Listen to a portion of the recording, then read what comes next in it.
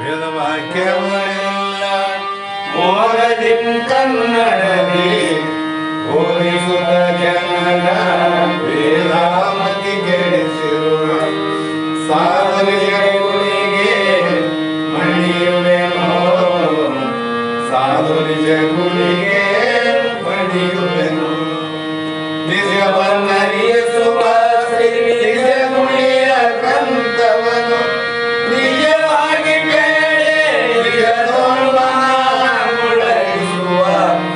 ಸುಜನರಿಗೆ ನಿತ್ಯ ನಟಿಸುವೆನೋ ಸುಜನರಿಗೆ ನಿತ್ಯ ನಟಿಸುವೆನೋ ಬದ್ಧ ಜೀವರಿಗೆಲ್ಲ ಅದ್ವೈತ ಬೋಧಾಡಿ ಸುಂದರನಾಗಿ ಕೈದಾಸಿಗೆ ಸಿದ್ಧರುಡರಿಗೆ ನತನಪ್ಪೆ ಸಿದ್ಧರುಡರಿಗೆ ನತನಪ್ಪೆ ಬಾಳ ಬಲವೇ ತಾಮ್ರಕ್ಕೆ ಸರಿ ಬಾಳ ವ್ಯತ್ಯಯ ಕೇಳುವ ತನಕ ಬಾಳ ಭೂತಲಿಂಪವೇ ಚಾಂದ್ರವೆಂಬುವ ನಡಿದರು ಬಾಳ ಶಕ್ತಿಯ ಸಿಂಹಗರ್ಜನೆ ಬಾಳ ಕೇಳಿದ ಬಳಿಕ ಮೂಗವು ಬಾಳ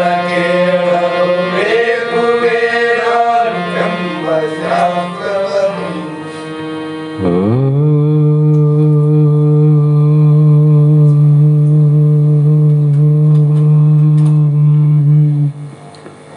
चिदंबरं मठाधीशं सिद्धारूढयतीश्वरं शिष्यप्रशिष्यरूपेण बोधकं गुरुमाश्रये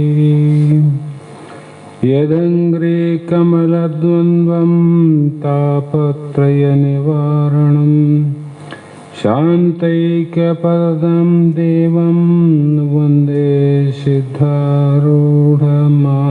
भजे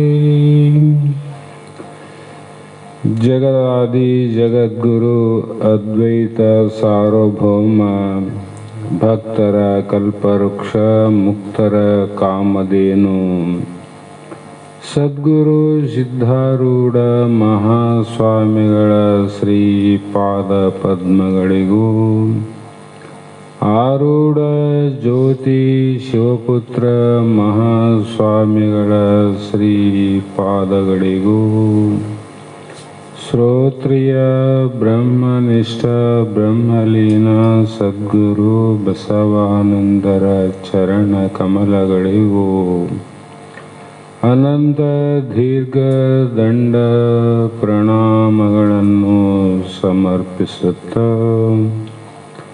ಸದ್ಗುರು ಸಿದ್ಧಲಿಂಗಪ್ಪ ತಾತ ಕಪದಲ್ ಇವರನ್ನು ಮನದೋಳು ಧ್ಯಾನಿಸುತ್ತ ತಮ್ಮೆಲ್ಲರಿಗೂ ವಂದಿಸುತ್ತ ಈ ದಿನ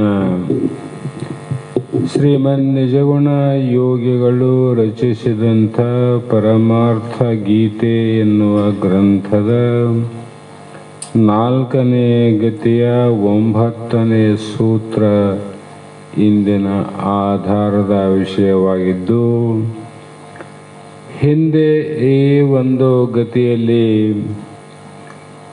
ಅಂಡಜ ಪಿಂಡಜ ಸ್ವೇದಜ ಜರಾಯುಜ ಅನ್ನುವಂಥ ಉದ್ಬೀಜದಿಂದ 84 ಲಕ್ಷ ಜೀವ ರಾಶಿಗಳ ಉತ್ಪತ್ತಿ ಸ್ಥಿತಿಯನ್ನು ಹೇಳ್ತಾ ಬಂದು, ಈ ಜರಾಯುಜ ಅನ್ನುವಂಥ ನಾವು ನೀವೆಲ್ಲರೂ ತೊಟ್ಟು ಬಂದು ನಮ್ಮ ದೇಹಕ್ಕೆ ಅನುಭವಕ್ಕೆ ಬರುವಂತೆ ನಮ್ಮ ದೇಹದಲ್ಲಿ ಇರುವಂಥ ಎಲ್ಲ ತತ್ವಗಳ ವಿವರವನ್ನು ಹೇಳಿ, ಈ 25 ಯಾವ ಮಹಾತತ್ವಗಳಿಂದ ಈ ದೇಹದಲ್ಲಿ ಅನಂತ ರೀತಿ ಚಕ್ರಗಳಿಂದ ಮತ್ತೆ ಪುನಃ ಈ ದೇಹದ ವರ್ಣನೆಯನ್ನು ಮಾಡಿ,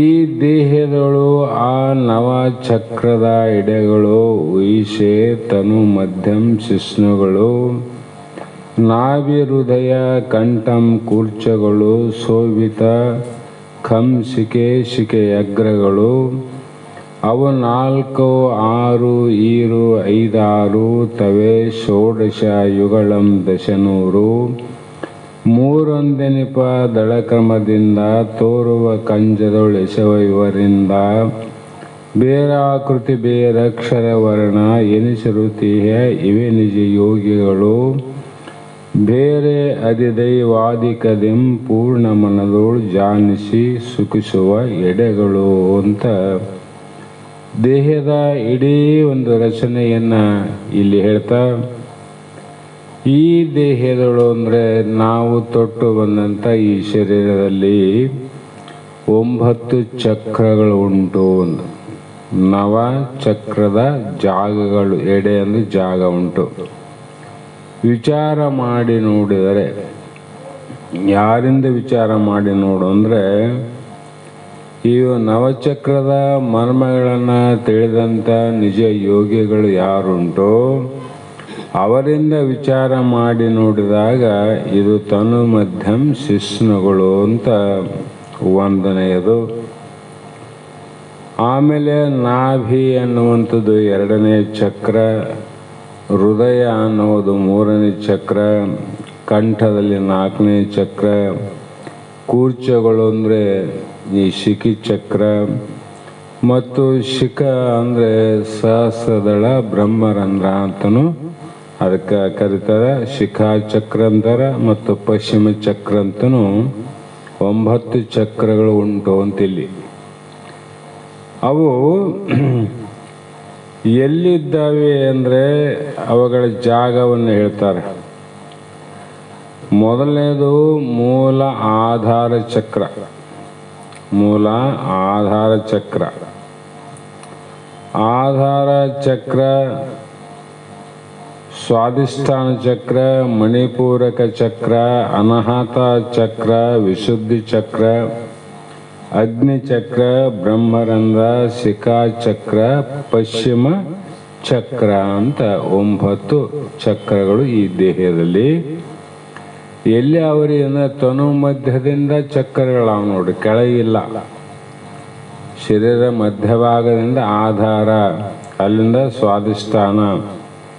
ಇದು ಇಲ್ಲಂದರೆ ಶಿಸ್ನ ಅನ್ನುವಂಥ ಜಾಗದಲ್ಲಿ ಸ್ವಾಧಿಷ್ಠಾನ ಚಕ್ರ, ನಾಭಿಯಲ್ಲಿ ಮಣಿಪೂರಕ ಚಕ್ರ, ಹೃದಯದಲ್ಲಿ ಅನಾಹತ ಚಕ್ರ, ಕಂಠಸ್ಥಾನದಲ್ಲಿ ವಿಶುದ್ಧಿ ಚಕ್ರ, ಅಗ್ನಿ ಚಕ್ರ ಕೂರ್ಚದಲ್ಲಿ, ಖಂ ಅಂದರೆ ಬ್ರಹ್ಮರಂಧ್ರದಲ್ಲಿ, ಶಿಖೆ ಅಂದರೆ ಶಿಖಾ ಚಕ್ರ, ಶಿಖೆ ಅಗ್ರ ಅಂದರೆ ಪಶ್ಚಿಮ ಚಕ್ರ. ಇಲ್ಲಿ ನವಚಕ್ರ ಅಂದಾಗ ಇಲ್ಲಿ ಹೇಳಿದಂಥ ಚಕ್ರಗಳನ್ನು ಬೇರೆ ಕಡೆ ಬಹಳ ಹೇಳಿಲ್ಲ.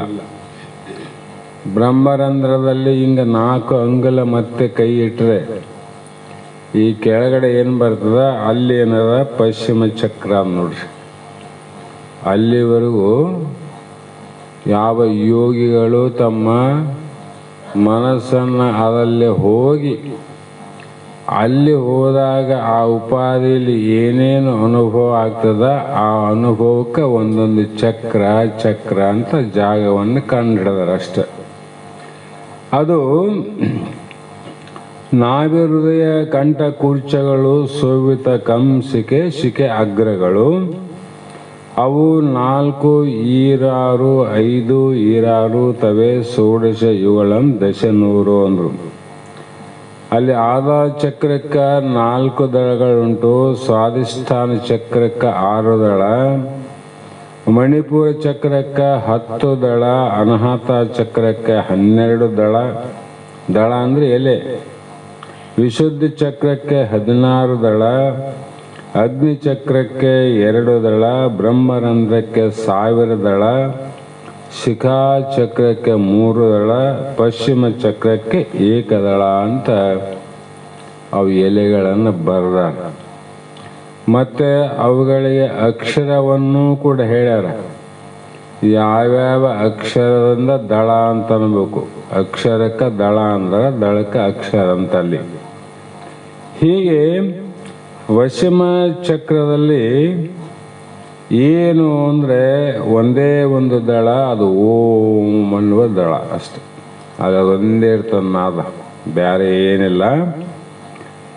ಇಲ್ಲಿ ಶಿಖೆ ಚಕ್ರದಲ್ಲಿ ಹಾಂ ರೀಂ ರೂಂ ಅನ್ನುವಂಥ 3 ಅಕ್ಷರಗಳುಂಟು. ಅಲ್ಲಿ ಹೋದಾಗ ಅದು ನುಡಿತಾರೆ.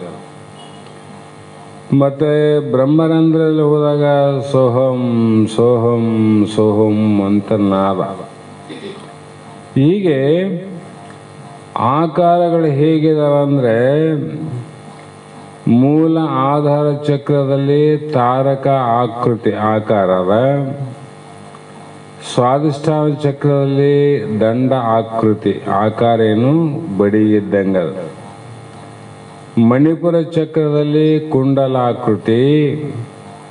ಅನಾಹತ ಚಕ್ರದಲ್ಲಿ ಅರ್ಧ ಚಂದ್ರ ಆಕೃತಿ. ವಿಶುದ್ಧಿ ಚಕ್ರದಲ್ಲಿ ದರ್ಪಣ ಆಕೃತಿ. ದರ್ಪಣ ಅಂದರೆ ಕನ್ನಡಿ ಏನದ, ಅದೇನಿಲ್ಲ, ತನ್ನ ಆಕಾರದಲ್ಲಿ ತಾನದ. ಯಾರು ನೋಡ್ತಾರೆ ಅದರ ಆಕಾರ ಅದಾಗ್ತದೆ. ಎಮ್ಮೆ ಒಯ್ದು ನೋಡಿದು ಅಂದ್ರೆ ಎಮ್ಮೆನೇ ಕಾಣ್ತದೆ. ಮನುಷ್ಯ ನೋಡಿದ್ರೆ ಮನುಷ್ಯ ಕಾಣ್ತಾನೆ. ಯಾರಿಲ್ಲ ಅಂದರೆ ಏನಿಲ್ಲ ಅಂತ ಕಾಣ್ತದೆ. ಹಾಗೆ ಅಗ್ನಿ ಚಕ್ರದಲ್ಲಿ ಜ್ಯೋತಿರ ಆಕೃತಿ. ಅಗ್ನಿ ಬೆಳಗುವುದಲ್ಲ, ಬೆಳಕಲ್ಲ, ಅದಕ್ಕೆ ಜ್ಯೋತಿ ಆಕೃತಿ. ಯಾವಾಗಲೂ ಬೆಳಕು ಇರ್ತದೆ, ಎಲ್ಲ ಕತ್ತಲಂಬುದೇ ಇಲ್ಲ ಅಲ್ಲಿ. ಹೀಗೆ ಬ್ರಹ್ಮರಂಧ್ರದಲ್ಲಿ ಕಲಾಕೃತಿ, ನಿಶೂನ್ಯಾಕೃತಿ, ಹೂಮ್ರಾಕೃತಿ, ನಿರಂಜನ ಆಕೃತಿ ಅಂತ ಬರೆದರು. ಇವು ನಿಜ ಯೋಗಿಗಳು, ಖರೆ ಯೋಗಿಗಳು ಮಾತನ್ನು ಕೇಳಿ ನಂಬ್ರಿ. ಸುಳ್ಳು ಯೋಗಿಗಳು ಬಹಳ ಮಂದಿ ಯಾರಂತ. ಬಹಳ ಮಂದಿ ಏನಂದರೆ, ಅವೆಲ್ಲ ನಾವು ಯೋಗ ಮಾಡೀವಿ, ಆ ಚಕ್ರ ಈ ಚಕ್ರ ನವಚಕ್ರ ಎಲ್ಲ ನೋಡೀವಿ ತಿಳಿದೇವಂತಾರ. ಅವರು ಹೊರಗೆ ತಿಳಿದವ್ರು, ನಾಟಕ ಕಂಪನಿಯಾಗ ಮಾಡ್ತಾರಲ್ಲ ಪಾತ್ರ, ಒಳಗೆ ತಿಳಿದವರು ಸಿಗೋದು ಭಾಳ ಕಷ್ಟ. ಒಳಗೆ ತಿಳಿದವ್ರು ಭಾಳ ಕಷ್ಟ ಅದ. ಹೊರಗೆ ತಿಳಿದವ್ರಂಗೆ ನಾಟಕ ಮಾಡಿ ಹೇಳೋರು ಭಾಳ ಮಂದಿ ಯಾರ. ಹಾಗಾಗಿ ಇದು ಕೂಡ ಯಾಕೆ ಹೇಳಬೇಕಾಗಿದೆ ಅಂದರೆ, ಇನ್ನೂ ಅನಂತ ರೀತಿಯಿಂದ ವಿಚಾರ ಮಾಡಿದರೆ ಇಲ್ಲಿ ಜೀವಾತ್ಮ, ಅಂತರಾತ್ಮ, ಪರಮಾತ್ಮ, ನಿರ್ಮಲಾತ್ಮ, ಶುದ್ಧಾತ್ಮ, ಜ್ಞಾನಾತ್ಮ, ಮಹಾತ್ಮ, ದಿವ್ಯಾತ್ಮ, ಚಿನ್ಮಯ ಆತ್ಮ ಅಂಥೇಳಿ ಇಲ್ಲಿ ಪ್ರಸಾದಲಿಂಗ, ಆನಂದಲಿಂಗ, ಪರಿಪೂರ್ಣಲಿಂಗ, ಅವಿರಳಲಿಂಗ ಅಂತ ಅಲ್ಲಿನೂ ಬರೆದದ್ದು ಇಲ್ಲಿನೂ ಹೇಳ್ಯಾರ. ಹೀಗೆ ನವಸ್ಥಾನ ಚಕ್ರಾದಿಗಳಲ್ಲಿ ದಿಕ್ಕುಗಳನ್ನು ಬರೆದಾರ. ಪಶ್ಚಿಮ ದಿಕ್ಕು, ದಕ್ಷಿಣ ದಿಕ್ಕು, ಉತ್ತರ ದಿಕ್ಕು, ಊರ್ಧ್ವ ದಿಕ್ಕು, ಪಾತಾಳ ದಿಕ್ಕು, ಶುದ್ಧ ದಿಕ್ಕು, ಕಮಲ ದಿಕ್ಕು, ದಿವ್ಯ ದಿಕ್ಕು ಅಂತ ಇವನು ಬರೆದಾರ. ಹೀಗೆ ಇಲ್ಲಿ ಏನು ಆಗ್ತದೆ ಅಂದರೆ, ಅಲ್ಲಿ ಭಕ್ತ, ಮಹೇಶ, ಪ್ರಸಾದಿ, ಪ್ರಾಣ, ಶರಣ, ಐಕ್ಯ, ನಿಷ್ಕಲ, ನಿರಂಜನ, ನಿಶೂನ್ಯ ಅಂತ ಇಲ್ಲಿ 9 ಲಿಂಗವನ್ನು ಹೇಳ್ಯಾರ ಶಾಸ್ತ್ರಗಳಲ್ಲಿ. ಆ ಒಂದು ಕೆಲವು ಶರಣರ ಒಂದು ಇದರಲ್ಲಿ ಐಕ್ಯ ಸ್ಥಳಕ್ಕೆ ನಿಂತುಬಿಟ್ಟು ಅಲ್ಲೇನಿರ್ತದ, ಭಕ್ತ, ಮಹೇಶ, ಪ್ರಸಾದಿ, ಪ್ರಾಣ, ಶರಣ, ಐಕ್ಯ ಸ್ಥಳ ಅಂದ್ರೆ. ಆದರೆ ಅದಕ್ಕಿಂತ ಮೀರಿದ ಇನ್ನೂ 3 ಸ್ಥಳ ಉಂಟು. ಇಲ್ಲೇ ಇಷ್ಟು ಕತೆ ಅದ. ಆ 3 ಯಾವುವು? ನಿಷ್ಕಲ, ನಿರಂಜನ, ನಿಶೂನ್ಯ ಅಂತ ಶಾಸ್ತ್ರದಲ್ಲಿ ಕಿತ್ತೆ ಹಾಕ್ಬಿಟ್ರು, ವೇದಾಂತದಲ್ಲಿ. ಹೀಗೆ ಅಲ್ಲಿ ಋಗ್ವೇದ, ಯಜುರ್ವೇದ, ಸಾಮವೇದ, ಅಥರ್ಣವೇದ, ಅಜಪವೇದ, ಗಾಯತ್ರಿ ವೇದ, ಧನುರ್ವೇದ, ಗಂಧರ್ವ ವೇದ, ನಿಶಬ್ದ ವೇದ ಅಂತ ಅಲ್ಲಿ ವೇದಗಳ ಏನಾದಂದರೆ ಅನುಭವ ಆಗ್ತದೆ. ವೇದಗಳ ಅನುಭವ ಅಲ್ಲಿ ಯಾವ ಋಗ್ವೇದ, ಯಜುರ್ವೇದ, ಸಾಮವೇದ, ಅಥರ್ವವೇದ ಅಂತೇನವ, ಇವು 4 ಮುಖ್ಯವಾದ ಇವು ವೇದಗಳು. ಅದಕ್ಕೆ ಉಪವೇದ ಯಾವುವು ಅಂದರೆ ಅಜಪವೇದ, ಗಾಯತ್ರಿ ವೇದ, ಧನುರ್ವೇದ, ಗಂಧರ್ವ ವೇದ, ನಿಶಬ್ದ ವೇದ. ಇವೆಲ್ಲ ಉಪವೇದದಲ್ಲಿ ಬರ್ತಾವೆ. ಇವತ್ತೇನಾದರೂ ವಿಜ್ಞಾನಿಗಳು ಅನಂತ ರೀತಿ ಜಗತ್ತಿನಲ್ಲಿ ನಾನಾ ಥರದ ಯುದ್ಧ ಸಾಮಗ್ರಿಗಳಲ್ಲಿ ಏನೇನೋ ತಯಾರು ಮಾಡ್ಯಾರಲ್ಲ,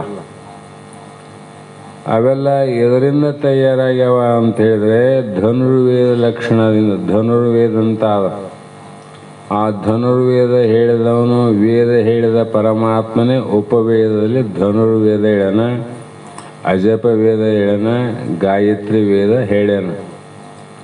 ಆ ವೇದಗಳನ್ನು ತಿಳಿದು ಅದರ ಮರ್ಮವನ್ನು ಅರಿತುಕೊಂಡು ಅನುಭವದಿಂದ ಅದಕ್ಕೆ ತಕ್ಕಂಥ ಸಾಮಗ್ರಿಗಳನ್ನು ಜೋಡಣೆ ಮಾಡಿದಾಗ ಅದ್ಭುತವಾದ ಕ್ರಿಯೆ ನಡೀತದೆ. ಇವೆಲ್ಲ ಆಕಾಶ ವಿಮಾನಗಳ ಹಾರಾಟ ಆಗ್ತಾವ.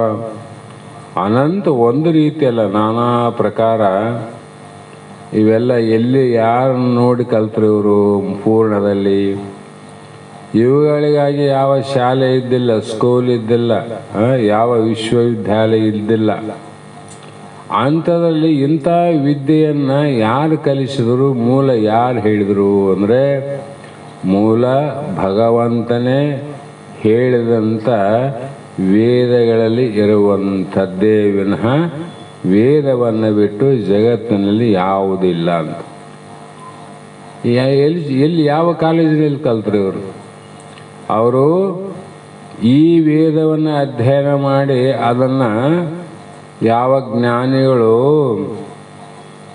ತತ್ವಮಸಿ ಮಹಾವಾಕ್ಯ ಅಹಂ ಬ್ರಹ್ಮಾಸಿ ಅನ್ನುವಂಥ ವಾಕ್ಯಗಳನ್ನು ಅನುಭವ ಮಾಡಿ ಆ ಪರಮಾತ್ಮ ಬ್ರಹ್ಮ ಅಂದರೆ ಹಿಂಗೆ ಬ್ರಹ್ಮ ಇದೆ ಅನ್ನಬೇಕು, ಆ ಬ್ರಹ್ಮನೇ ನಾನು, ನಾನೇ ನೀನಂತ ನಿಶ್ಚಯ ಮಾಡಿದ್ರು ಅವರು.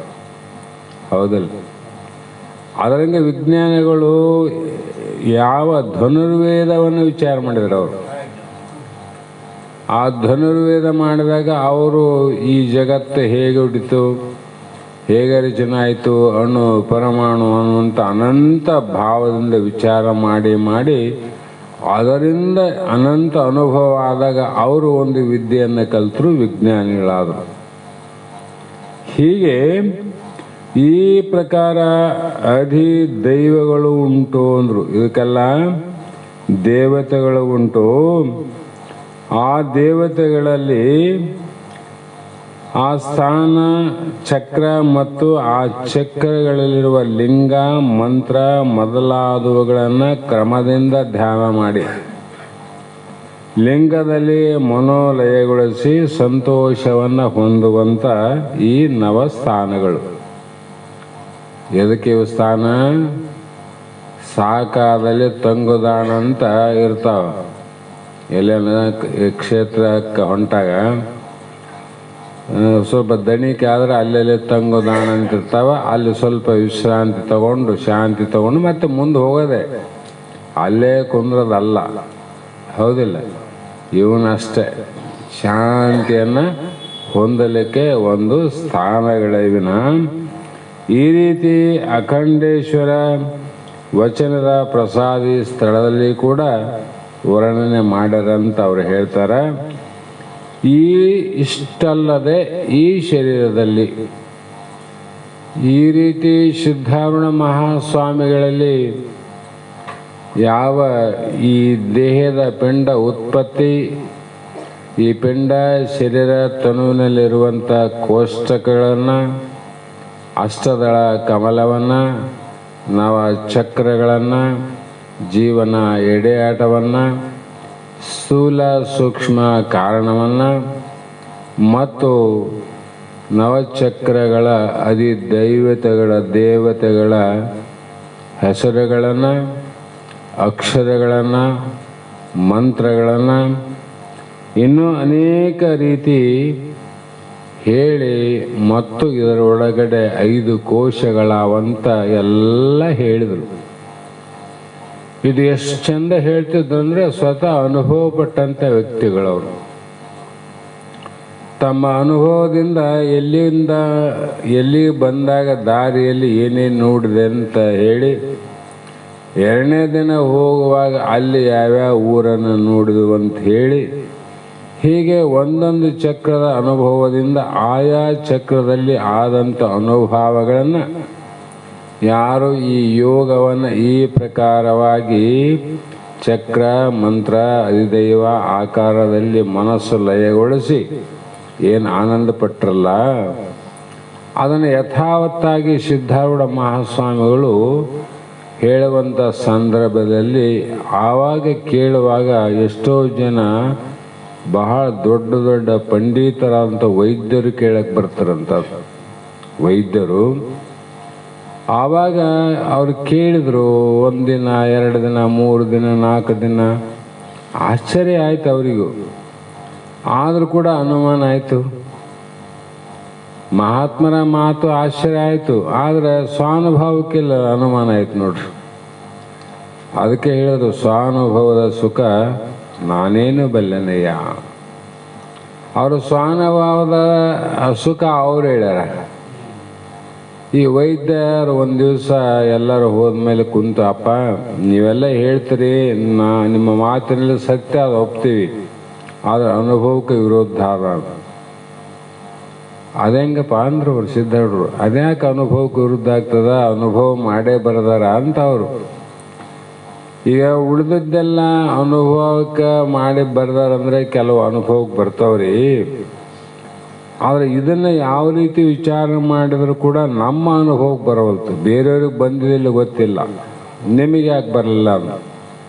ನಾವು ವೈದ್ಯಕೀಯ ವೃತ್ತಿಯವರು ಪ್ರತಿನಿತ್ಯ ಇಂತಹ ಮಾನವ ದೇಹವನ್ನು 1-2 ಕೊಯ್ಯೋರು. ನಾವು ಕೊಯ್ಯೋರು ಮತ್ತು ಕೂಡಿಸೋರು. ಆ ಸಂದರ್ಭದಲ್ಲಿ ನಾವು ನೋಡಿದಾಗ ಯಾವ ಎಕ್ಸ್ರೇ ಮಾಡಲಿ ಸ್ಕ್ಯಾನಿಂಗ್ ಮಾಡಲಿ, ಈಗ ನಾವಲ್ಲ ಅನಂತ ರೀತಿ ಇಡೀ ಬಾಡಿಯನ್ನೇ ಚೆಕ್ಕನ್ನು ಎಲ್ಲ ಚೆಕ್ ಮಾಡವ. ಅಲ್ಲಿ ಬೇಕಾದರೆ ಎಲುಬಿನ ದೋಷ, ನರದ ದೋಷ, ರಕ್ತ ದೋಷ, ಇನ್ನು ಯಾವುದಾದರೂ ಕೂಡ ಗಡ್ಡೆ ಗಾಯದ ದೋಷವನ್ನು ಇಲ್ಲಿಯವರೆಗೂ ನಾವು ನೋಡಿವಿ, ವೈದ್ಯರು ನೋಡ್ಯಾರ. ಹಿಂದಿನ ಕಾಲ ಹಳೇದಿತ್ತು, ಪರವಾಗಿಲ್ಲ. ಈ ಹೊಸ ಕಾಲ ಬಂದದಲ್ಲಪ್ಪ, ಇವರಾದರೂ ಕೂಡ ಈ ಚಕ್ರ ಕಂಡವಂತ ಹೇಳ್ಯಾರೇನು. ಆಧಾರ, ಸ್ವಾದಿಷ್ಟ, ಮಣಿಪುರ, ಬ್ರಹ್ಮಾನಂದ್ರ, ಸಿಕ್ಕಿ, ಈ ಚಕ್ರಗಳು, ಚಕ್ರದಲ್ಲಿ ಇಂತಿಂಥ ಅಕ್ಷರಗಳು, ವರ್ಣಗಳು, ದೇವತೆಗಳ ಹಾರಂತ ಹೇಳ್ಯಾರೇನು.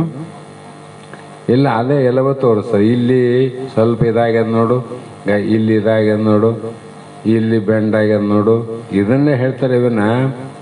ಮತ್ತು ಒಳಗಿದ್ರೆ ಇದನ್ನ ಕಾಣಬೇಕಾಯ್ತಲ್ಲ ಅವರಿಗೆ. ಯಂತ್ರಕ್ಕೂ ಕಾಣಲಿಲ್ಲ, ಪ್ರತ್ಯಕ್ಷ ವೈದ್ಯರಿಗೂ ಕಾಣಲಿಲ್ಲ. ಅವರು ಈ ಹೊಟ್ಟೆಯನ್ನು ಕೊಯ್ದು ನೋಡಿದಾಗ ಹೊಟ್ಟೆಯಲ್ಲಿರುವಂಥ ರೋಗದ ದೋಷಗಳನ್ನು ಕಂಡ್ರು. ಅವರು ಗಡ್ಡೆ ಆಗಿರ್ಬೋದು, ಕ್ಯಾನ್ಸರ್ ಆಗಿರ್ಬೋದು, ಮತ್ತೊಂದಾಗಿರ್ಬೋದು ಅಂತ ಇದನ್ನು ನೋಡಿವಿ. ನೀವು ಹೇಳಿದಂಥ ಏನು ಇಷ್ಟೆಲ್ಲ 3, 4, 8, 9 ದಿನ ನವಚಕ್ರದ ಬಗ್ಗೆ ಹೇಳಿರಿ, ಒಂದೂ ನಮಗೆ ಕಂಡೇ ಇಲ್ಲ ಅಂದಮೇಲೆ ಸ್ವಾನುಭವಕ್ಕೆ ವಿರುದ್ಧ ಅಲ್ಲವೇನು ಅಂತ ಪ್ರಶ್ನೆ ಇಟ್ಟರು. ಕಂಡಿಲ್ಲ ಅಂದರೆ ಅನುಭವಕ್ಕೆ ವಿರುದ್ಧ ಅದಲ್ಲ. ಇದು ಹೇಗೆ ಗುರುಗಳೇ ನಂಬೋದು ಅಂದರು. ಇದು ಹೇಗೆ ನಂಬಬೇಕು? ಅದಕ್ಕೆ ಅವರು ಉತ್ತರ ಕೊಟ್ಟರು, ಇದು ರೋಚಕದಿಂದ ಹೇಳಿದಂಥ ಮಾತು ತಮ್ಮ, ಸಿದ್ಧಾರ್ಥ ವಾಕ್ಯ ಅಲ್ಲ ಅಂದರು. ಇದು ರೋಚಕ ವಾಕ್ಯ. ಆ ರೋಚಕ ವಾಕ್ಯದಲ್ಲಿ ಹೋಗಬೇಕು, ಸಿದ್ಧಾರ್ಥ ವಾಕ್ಯದಲ್ಲಿ ಹೋದರೆ ಅನುಭವಕ್ಕೆ ವಿರುದ್ಧನೇ ಆದ. ನಿಮ್ಮ ಮಾತು ಸರಿನೇ ಆದ, ನಂದು ಸರಿಯಾದ. ನಾ ಹೇಳಿದ್ದು ಸಿದ್ಧಾರ್ಥ ವಾಕ್ಯ ಅಲ್ಲ, ರೋಚಕ ವಾಕ್ಯ. ಪಾಪ ನೀವು ಎಲ್ಲ ಕೇಳಿದಂಗೆ ಕೇಳಿರಿ, ನಿಮ್ಗೆ ಅನುಭವಕ್ಕೆ ಬಂತು, ಇದು ನಿಮ್ಮದು ಸತ್ಯ, ನಾ ಹೇಳಿದ್ದು ಸತ್ಯ. ಅದು ನಿಜ ಯೋಗಿಗಳು ಯೋಗವನ್ನು ಮಾಡುವಂಥ ಕಾಲದಲ್ಲಿ ತಮ್ಮ ವೃತ್ತಿಯನ್ನು ಲಯ ಮಾಡಿದಾಗ ಆಯಾ ವೃತ್ತಿಯಲ್ಲಿ ನಿಂತಹ ಸಂದರ್ಭದಲ್ಲಿ ಅಲ್ಲಿ ಆಗುವಂಥ ಅನುಭವದ ಆನಂದವನ್ನು ಹೇಳಿದ್ರು. ಅಷ್ಟೇ, ಮತ್ತೇನಿಲ್ಲ. ಅದಕ್ಕಾಗಿ ಈ ತನುವಿನಲ್ಲಿ ಮತ್ತೆ ಏನಾವ್ರಿ 5 ಕೋಶಗಳಾವಂದ್ರು. ಮತ್ತಿ ತನು 5 ಕೋಶವನು ಪತ್ತಿಹಿದು ಎಲೆ ನೀನು ಅರಿ ಅಂತವನು ಅನ್ನಮಯಂ ತನು ತಾನೆನಿಸಿರುಕು ನನ್ನಿ ಅದಕ್ಕೆ ಜರ ಮರಣಂ ತೋರ್ಕು ಹಸುಗಳ ಪ್ರಾಣಮಯಂ ನೀ ನೋಡು ಪಶುವಂ ನೀರಡಿಕೆ ತಾನೀಡು ಮನವೇ ಮನೋಮಯ ಕೋಶವನಿಕ್ಕು ಜನಿಪ ಈ ಪರಿ ವರ್ಗಕ್ಕದ ಗುರಿಯಕ್ಕೂ ಜನಿಪ ಅರಿ ವರ್ಗಕ್ಕದ ಗುರಿಯಕ್ಕೂ ಬುದ್ಧಿಯೇ ವಿಜ್ಞಾನಮಯಂ ಕೇಳು ಸಿದ್ಧವದಕ್ಕೆ ಮೋಹಂ ಬಲಗಳು ಪ್ರಕೃತಿಯದು ಆನಂದಮಯಂ ನೋಡು ವಿಕೃತಿ ವಿಹಂಗಗಳಿಗದು ಗೂಡು ಅಂದ್ರು. ಇಲ್ಲಿ ಮತ್ತೆ ಈ ಶರೀರದಲ್ಲಿ 5 ಕೋಶ ಅಂದ್ರು, 5 ಪದರ ನೋಡ್ರಿ, 5 ಪದರಿನ ಚೀಲ ಇದು. ಪತ್ತಿಹೆದು ಎಲೆ ನೀನು ಅರಿ ಇಂತಿಯದು. ಶರೀರ ಬರುವಾಗ 5 ಪದರಿನ ಚೀಲವನ್ನು ಹೊತ್ತುಕೊಂಡು ಬಂದ. ಎಲೆ ಮಗನೇ, ಆ ಕೋಶಗಳನ್ನು ನೀನು, ಆ ಕೋಶಗಳನ್ನು ನೀನು ಅಂದ್ರೆ ಯಾರು? ಈ ಒಂದು ವೇದಾಂತ ಶಾಸ್ತ್ರದ ನಿನ್ನ ದೇಹದ ಉತ್ಪತ್ತಿ ಹೇಗಾಯಿತು, ನಾನು ಯಾಕೆ ಹುಟ್ಟಿದೆ, ತನ್ನ ನಿಜ ತಾನೇನೆಂದು ಮುಂದಿನ ಪರಿಭವ ಎಂತಾಯ್ತೆಂದು ಈ ವಿಚಾರದಲ್ಲಿ ಇದ್ದಂಥ ಅಧಿಕಾರಿ ಇದ್ದಿ ನೀನು. ಅದಕ್ಕೆ ನೀನು ವಿಚಾರ ಮಾಡಿ ತಿಳ್ಕೊಂಡ್ರು. ಪ್ರಶ್ನೆ ನಿನಗೆ ಬಂದ, ಸಂಶಯ ನಿನಗೆ ಬಂದದಿಲ್ಲ. ಸಂಶಯ ನಿನಗೆ ಬಂದದ, ಉತ್ತರ ಯಾರನ್ನ ಮನೆ ಕೇಳಿದರೆ ಓದ್ತದ ನಿನ್ನ ಸಂಶಯ. ನಿನ್ನ ಮನೆಗಳ ಹಸಿವಾಗಿತ್ತಂದ್ರೆ ನೀನೇ ಊಟ ಮಾಡಬೇಕು. ಇಲ್ಲಮ್ಮ ನಾನು ಆಮೇಲೆ ಊಟ ಹಸಿವಾಗ್ಯದ ಆಮೇಲೆ ಮಾಡ್ತೀನಿ, ನೀವು ಉಂಡ್ರಿ ನನಗೆ ಹೊಟ್ಟೆ ತುಂಬ್ತದಂತ ಯಾರನ್ನ ಹೇಳ್ಯಾರೇನು? ಯಾರಿಗೆ ಹಸಿವಾಗ್ಯದ, ಹಸಿವು ಹೋಗ್ಬೇಕಾದ್ರೆ ಅವರೇ ಊಟ ಮಾಡಬೇಕು.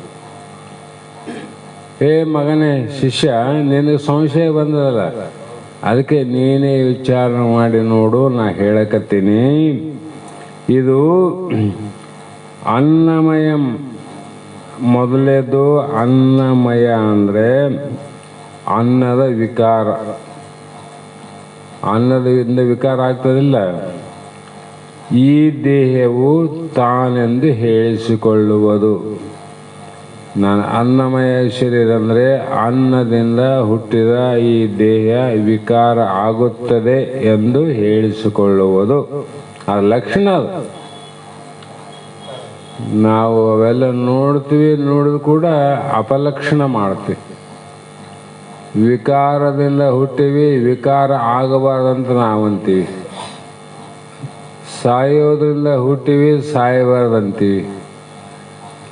ಇಲ್ಲೇ ತಪ್ಪಾಗೋದಿಲ್ಲ, ತಪ್ಪಾಗ್ಯದಷ್ಟೇ. ಅದನ್ನು ಸರಿ ಮಾಡಿಕೊಳ್ಳುವುದೇ ಶಾಸ್ತ್ರ. ಶಾಸ್ತ್ರನೇನು, ನಾವು ಮಾಡಿದ ತಪ್ಪನ್ನು ಸರಿಯಾಗಿ ತಿಳಿದುಕೊಂಡು ಮಾಡಿದ ತಪ್ಪನ್ನು ಪುನಃ ಮಾಡದೇ ಇರುವುದೇ ಇದೇ ನಿಜವಾದ ಪರಮ ವೈರಾಗ್ಯ. ಇವೆಲ್ಲ ವೈರಾಗ್ಯ ಬೇರೆ, ಇದು ಪರಮ ವೈರಾಗ್ಯ. ಇದು ಈ ದೇಹ ಆ ಶರೀರಕ್ಕೆ ನಿಶ್ಚಯವಾಗಿ ಏನಾಗ್ತದ್ರಿ ಅಂದರೆ ಜರೆ ಮುಪ್ಪು ಮರಣಂ ತೋರುವುದು. ಇದಕ್ಕೆ ಮುಪ್ಪಾದ, ಮರಣ ಅಂದರೆ ಸಾವಾದ, ಇವು ಈ ಶರೀರಕ್ಕೆ ತೋರ್ತಾವ ನೋಡು. ತೋರ್ತಾವಿಲ್ಲ? ನಮ್ಮ ಶರೀರದನ್ನು ಕಾಣ್ತದ, ನಮಗೆ ಮಂದಿ ಶರೀರದನ್ನು ಕಾಣ್ತದ. ಮತ್ತೆ ಮುಂದೆ ಇಲ್ಲಿ ಅನ್ನಮಯಂ ತನು ತಾನೆನಿಸಿರುಕು ನನ್ನಿ ಅದಕ್ಕೆ ಜರ ಮರಣಂ ತೋರ್ಕು ಹಸುಗಳ ಪ್ರಾಣಮಯಂ ನೀ ನೋಡು ಪಶುವು ನೀರಡಿಕೆ ತಾನೀಡೊಂದು. ಇದು ಹಸು ಅಂದ್ರೇನು? ಪ್ರಾಣಮಯ. ಆ ಪ್ರಾಣಮಯ ಇದು ಒಂದು ಹೊದಿಕೆ. ನೋಡು, ನಿನ್ನೆ ನಾವೆಲ್ಲ ನೋಡು ಅವ್ರಿ. ಅದಕ್ಕೆ ಏನು ಲಕ್ಷಣ ಅದಪ್ಪ? ಅನ್ನಮಯ ಶರೀರಕ್ಕೆ ವಿಕಾರ ಆಗೋದು, ಮುಪ್ಪಾಗೋದು, ಸಾಯೋದು ಲಕ್ಷಣ ಆಯ್ತು. ಇವು ಕಾಣಲಾರ್ದಲ್ಲ ಒಳಗೆ ಪ್ರಾಣಮಯ. ಇದಕ್ಕೇನು ಲಕ್ಷಣ? ಹಸಿವು ನೀರಡಿಕೆಯೇ ಲಕ್ಷಣ. ಅದು ಅನ್ನಮಯ ಶರೀರದಾಯ್ತು, ಇದು ಪ್ರಾಣಮಯ ಶರೀರದಾಯ್ತು. ಮತ್ತು ಇನ್ನೊಂದು ಅದರೊಳಗೆ ಮನೋಮಯ ಶರೀರ. ಮತ್ತೆ ಮನವೇ ಮನೋಮಯ ಕೋಶವನ್ನಿಕ್ಕೋ ಜನಿಪ ಅರಿ ವರ್ಗಕ್ಕದು ಗುರಿಯಕ್ಕೋ ಅಂದು. ಹೇಗೆಂದರೆ ಇದು ಅರಿ ಮನವೇ ಅಂದರೆ ಮನೋಮಯ ಕೋಶ, ಮನೋವಿಕಾರಾತ್ಮಕ ಆವರಣ ಆಗೋದು. ಮನಸ್ಸಿಗೆ ಎಲ್ಲಿ ವಿಕಾರ ಆಗ್ತಾವಿಲ್ಲ, ಅದರಲ್ಲಿ ಏನು ಸಂಕಲ್ಪ ವಿಕಲ್ಪಗಳೇ ಮನಸ್ಸು. ಆ ಮನೋವಿಕಾರಾತ್ಮಕ ಆವರಣವು ಯಾವುದಕ್ಕಾಗ್ಬೋದು ಅಂದರೆ ಅದು ಮನೋಮಯ ಕೋಶಕ್ಕೆ ಆಗ್ಬೋದು. ಅಂದ್ರೆ ನಿನಗಲ್ಲ ಅಂತ ಅರ್ಥ ಆಯ್ತಲ್ಲ. ಮತ್ತು ಜನಿಪ ಅಂದರೆ ನಮ್ಮಲ್ಲಿ ಹುಟ್ಟುತ್ತಾವಲ್ಲ ಹರಿವರ್ಗ, ಕಾಮ, ಕ್ರೋಧ, ಲೋಭ, ಮೋಹ, ಮದ, ಮತ್ಸರಕ್ಕೆ ಏನಾಯಿತು ಅಂದರೆ ಅದು ಕಾರಣವಾಯಿತು. ನಿದ್ದೆಗೆ ಯಾರನ್ನ ಶತ್ರುಗಳು ಕಂಡಾರ ನಿಮ್ಗೆ? ಇಲ್ಲಲ್ಲ. ಮನಸ್ಸಿದ್ದಾಗ ಮಿತ್ರರು ಉಂಟು, ಶತ್ರುಗಳು ಉಂಟು. ಪ್ರೇಮ ಮಾಡೋರು ಗೊತ್ತಾಗ್ತದೆ, ವೈರಿಗಳು ಕೂಡ ಗೊತ್ತಾಗ್ತದೆ. ಯಾವಾಗ? ಮನಸ್ಸು ಕಾರ್ಯ ಮಾಡಾಗ. ಮನಸ್ಸು ಅವಿದ್ಯೆ ಕಾರಣದಲ್ಲಿ ಅಡಗಿದಾಗ ಪ್ರೇಮ ಮಾಡೋರಿಲ್ಲ, ವೈರಿಗಳಿಲ್ಲ, ಯಾರು ನಿನಗಿಲ್ಲ. ಹೀಗೆ ಮತ್ತೆ ವಿಜ್ಞಾನಮಯ ಕೋಶ ಅಂದರೆ ಬುದ್ಧಿ ಅಂತ. ಬುದ್ಧಿಯೇ ವಿಜ್ಞಾನಮಯಂ ಕೇಳು, ಸಿದ್ಧವದಕ್ಕೆ ಮೋಹಂ ಬಲಗೋಳು ಅಂದರು. ಅದಕ್ಕೆ ಏನು ಹೇಳ್ಬೇಕಾಗ್ತದೆ? ಮೋಹ ಅಂದರು. ಯಾಕೆ ಮೋಹ ಮಾಡ್ತದ ಅಂದರೆ ಇಲ್ಲಿ ವಿಶೇಷವಾಗಿ ಸ್ವಲ್ಪ ವಿಚಾರ ಮಾಡಿದಾಗ ಇಲ್ಲಿ ದೇಹಾತ್ಮ ಬುದ್ಧಿಯೇ ಸಕಲರಿಗೆ ಜನ್ಮಾದಿ ಸುಖ ದುಃಖಗಳನ್ನುಂಟು ಮಾಡುವಂಥದ್ದಾಗಿದೆ. ಬುದ್ಧಿಯಲ್ಲಿ ನಿಶ್ಚಯ ಆಗೋದಿಲ್ಲ, ನಾ ಹುಟ್ಟವನು ನಾ ಸಾಯವನಂತ. ಅದರಿಂದ ನೀನು ಪ್ರಯತ್ನಶೀಲನಾಗಿ ಈ ಬುದ್ಧಿಯ ದೇಹ ಆತ್ಮ ಬುದ್ಧಿಯನ್ನು ತ್ಯಜಿಸಿದರೆ ನಿನಗೆ ಪುನರ್ಭವವೆಂದಿಗೂ ಆಗಲಾರದು. ಬುದ್ಧಿಯಲ್ಲಿ ಏನದ? ದೇಹಾತ್ಮ ಬುದ್ಧಿ. ದೇಹ ಬುದ್ಧಿಯಂ ಮಹಾಪಾಪಂ. ನಾವು ಸಣ್ಣ ಹಳ್ಳನೇ ದಾಟಕ್ಕಾಗವಲ್ತು, ಕೆರಿನೇ ದಾಟಕ್ಕಾಗವಲ್ತು, ಹೊಳಿನೇ ದಾಟಲಾದವರು ಸಮುದ್ರ ದಾಟಕ್ಕಾಗ್ತದೇನು? ಆಗ್ತದೆ ಎಂದನ? ಸಾಧ್ಯನೇ ಇಲ್ಲ. ಹಳ್ಳ ದಾಟಕ್ಕಾಗವಲ್ತು ಹಣೆ ಬರಕ್ಕೆ. ಅಂದಂಗ ಈ ಸಣ್ಣ ಪಾಪಗಳಿಂದ ಹೊರಗೋಗೋದೇ ಆಗವಲ್ತು, ಮಹಾಪಾಪ ಯಾವಾಗ ದಾಟ್ತೀವಿ ನಾವು? ಭಾಳ ಕಷ್ಟ ಅದ. ಶರೀರ ಬುದ್ಧಿ ಜಂ ಮಹಾಪಾಪ ಅಂದ್ರು. ಈ ಬುದ್ಧಿ ಕೋಟಿ ಜನ್ಮ ಆದರೂ ಕೂಡ ಈ ದೇಹ ಬುದ್ಧಿ ಹೋಗಿ ಆತ್ಮ ಬುದ್ಧಿ ಪ್ರಾಪ್ತಿ ಆಗಬೇಕಾದ್ರೆ ಕೋಟಿ ಬಿ ಅಂತ ಬರೆದಾರ. ಕೋಟಿ ಶರೀರಗಳಾದರೂ ಕಷ್ಟ. ಆದರೆ ಪ್ರಯತ್ನ ಮಾಡಿದವನಿಗೆ ಇದೇ ಜನ್ಮದಲ್ಲಿ ಸಾರ್ಥಕ ಆಗ್ತದೆ. ಪ್ರಯತ್ನ ಮಾಡಿದವನು ಯಾವ ಜನ್ಮದಲ್ಲಾದರೂ ಪ್ರಯತ್ನ ಮುಖ್ಯ. ಅದು ಈ ಜನ್ಮ ಆದರೂ ಪ್ರಯತ್ನ ಮಾಡ್ಬೇಕಾ?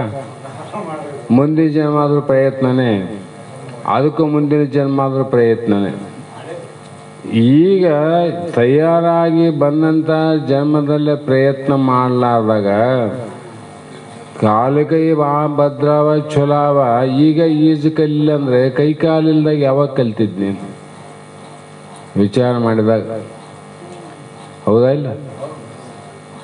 ನೀರಿನಲ್ಲಿ ಈಜಿ ಹೊರಗೆ ಹೋಗ್ಬೇಕಾದ್ರೆ ಕೈ ಕಾಲು ಆಡಿಸ್ಬೇಕು, ಕಾರ್ಯ ಮಾಡ್ಬೇಕು, ಸಾಧನೆ ಮಾಡ್ಬೇಕು. ಈ ಸಮಯದಲ್ಲಿ ನೀವು ಮಾಡಲಾರ್ದವನು ಕೈ ಕಾಲು ಇಲ್ಲದೆ ಬರೀ ದೇಹ ಇಟ್ಟುಕೊಂಡು ನೀನು ಯಾವಾಗನ ಈಜು ಕಲಿಲಿಕ್ಕೆ ಸಾಧ್ಯ ಅದ? ಈಗ ಎಲ್ಲವೂ ಕೂಡಿ ಬಂದವ. ಮನುಜತ್ವಂ ಮುಮುಕ್ಷತ್ವಂ ಮಹಾಜನ ಆಶಯಂ ಬಹು ದುರ್ಲಭಂ. ಇವೆಲ್ಲ ಕೂಡಿ ಬರಬೇಕಾಗಿದ್ರೆ ಮಾನವರಿಗೆ ಬರಂಗಿಲ್ಲ. ಹಿಂದಿನ ಹಲವು ಜನ್ಮದಲ್ಲಿ ಮಾನವನಾಗಿ ಹುಟ್ಟಿ ಹಲವು ಜನ್ಮದ ನಿಷ್ಕಾಮ ಪುಣ್ಯ ಕರ್ಮಗಳನ್ನು ಮಾಡಿದವನಿಗೆ 3 ಸಿಗ್ತಾವ. ಮನುಷ್ಯ ಜನ್ಮನೂ ಬಂದದ, ಇಷ್ಟು ವೇದಾಂತ ಶಾಸ್ತ್ರವನ್ನು ಕೇಳಬೇಕಂತ ಅಪೇಕ್ಷೆ ಆಗ್ಯದ, ಅದರ ಪ್ರಯತ್ನ ನಡೆದ. ಅದನ್ನು ಕೇಳುವಂಥ ಮಹಾತ್ಮರು ದೋತಾರಂದರೆ ಈ ಎಲ್ಲ ಇವು ಸಾಧನೆಗಳು. ಭವಸಾಗರ ದಾಟಬೇಕಾದ್ರೆ ಸಾಧನೆವು. ಈ ಎಲ್ಲ ಸಾಧನೆಗಳು ಇದ್ದಾಗ ಭವಸಾಗರ ದಾಟಲಾರದವನು ಮುಂದಿನ ಜನ್ಮದಲ್ಲಿ ಸಾಧನೆಗಳಿಲ್ಲದೆ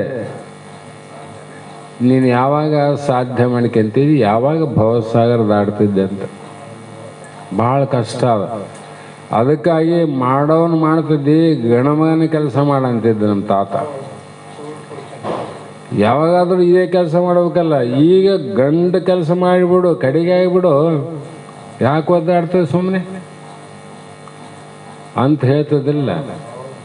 ಆದರೂ ಅದು ರುಚಿ ಆಗೋದಿಲ್ಲ. ಯಾಕೆ ರುಚಿ ಆಗೋದಿಲ್ಲ? ಮೊನ್ನೆ ಹೇಳಿನಲ್ಲ, ಕೋಳಿ ತಿಂಬವನಿಗೆ ಹೋಳಿ ರುಚಿ ಆಗೋದಿಲ್ಲ.